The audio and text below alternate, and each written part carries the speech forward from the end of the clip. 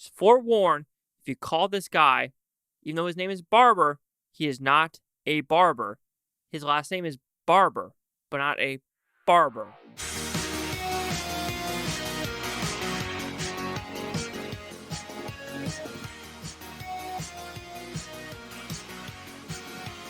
Chase Lehocky here with the Blue Futon reviewing Barber. What's about pretty simple premise? It is an Irish private eye who is looking for a missing girl, and we are going to find out where she is. So, do you like this film? Not really. Yes, it's 90 minutes. It's paced pretty well, but I don't know what the story wanted to tell. Did it want to tell about a bisexual cop, or did it want to talk about a girl that was Me Too'd, being jerked off, kind of like the Weinsteins, Harvey Weinstein, yeah, that guy, who's in jail forever.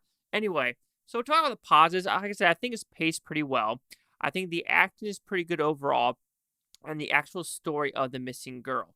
Like I said, there is literally a lot of mini stories in this story, which some of them are interesting and some of them are not. Again, like I said, about the story about him being a bisexual, him having a family and a daughter, and his daughter was kind of in a car wreck or in a wreck and has a shaky hand syndrome.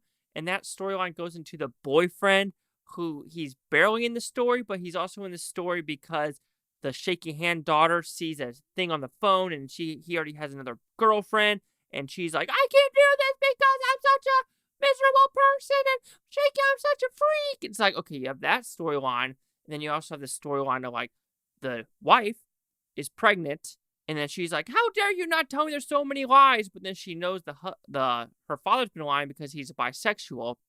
And then you have his old partner who wasn't a cop that's on a rampage to go against people.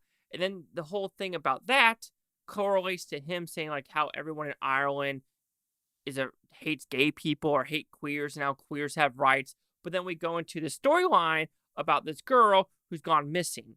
And you're like, okay, what is the story I should be paying attention to? Should it be the shaky hand daughter who has basically schizophrenic? Should I pay attention to his bisexuality? Should I pay attention to this missing girl who was jerked off in front of? Which one am I doing?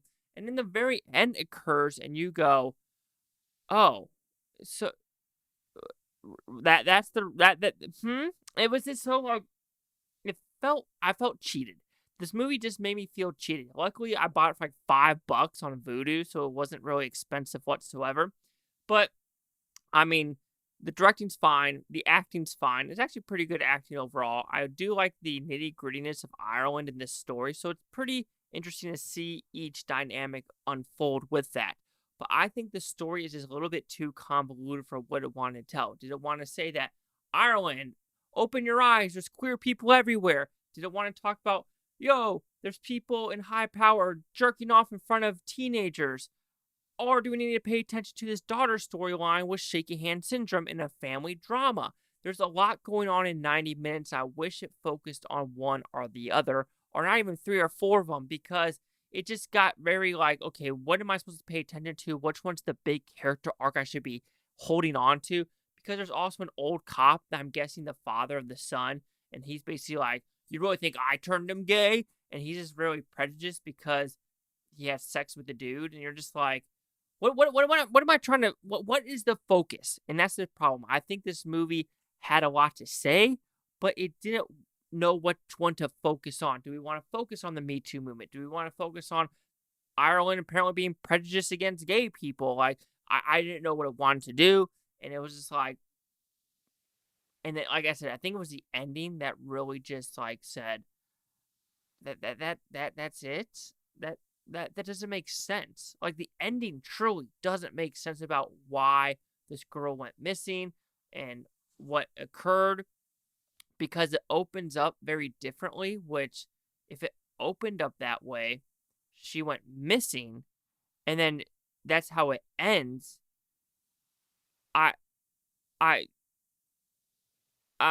So Barber will receive a 2.5 out of 5 with Futons, which equals at 50%. So see the critics' news scores gave this one. So if critics say 77% with 13 of them, audience score 62% with fewer than 50, no critic consensus. And it's very weird that this film was released in 2023, but it was still had masks like COVID. So I'm guessing this got delayed for a couple of years. That's the only thing that makes sense of it. Anyway, 62, 77, 50. Chase the Hockey here at the Blue Futon. Like, comment, subscribe. One of the things, Bufontopia. You Bufotons, thank you for watching. Have a great day. I don't care if you watch this day tomorrow, week from now, month from now, year from now, every single freaking one of you. And Happy New Year 2024. I love every single one of you. Well, most of you at least.